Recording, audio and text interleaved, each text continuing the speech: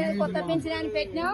ఆ కొత్త పింఛన్ ఇస్తలేడు వీడికి 2 సార్లు పెట్టినాం 2 సార్లు ఇస్తలేడు అవే అత్తలేడు మహిళలు కోటేశ్వరాలు చేస్తాడు వాడేనాడు చేస్తాడు బిడ్డ ఇంకా ఉన్నది లేదు గుంజుకొని తింటాడు అంతే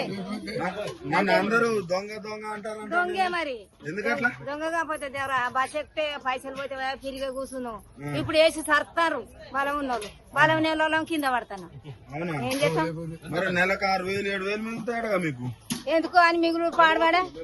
దెబ్బల పడి మళ్ళా దవాఖాన పోతే మళ్ళీ 5,000 కానీ ఏమిటికి 6,000 మిగులు మరి పడితే కొడుతుర్రు సదనైన వాళ్ళు కొడుతుర్రు నూకేస్తారు నూకేసే వరకు దిప్పుకు అంటే ఏం చేస్తాం రేవంత్ రెడ్డి వచ్చినాక గ్యాస్ 500 కొత్త మాకైతే ఎత్తలేదు ఈ వారం తులం బంగారం ఆయన బంగారం మీద మన్నువయ్య ఇంకా తులం ఇస్తాడా ఇంకా అప్పుడన్నా 1,16 ఏమో వచ్చినాయి అయితే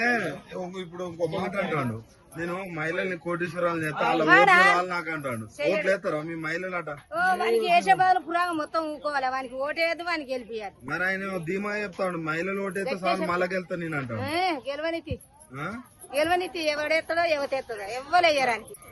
అంతేనా ఎవ్వలేయరు గ్యాస్ కి ఎంత కట్టుకుంటాను 960 మరి ఫ్రీ కరెంట్ వస్తుందా ఏం లేదు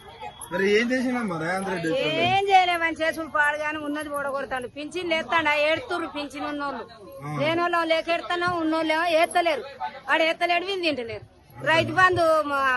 ఇత్తన పద్ధతి తెచ్చుకోగానే రైతు బంధు వేసు ఇప్పుడు అసలు రైతు బంధు రైతు 15,000 అన్నాడుగా తినాలి కానీ వాడేమెత్తాడు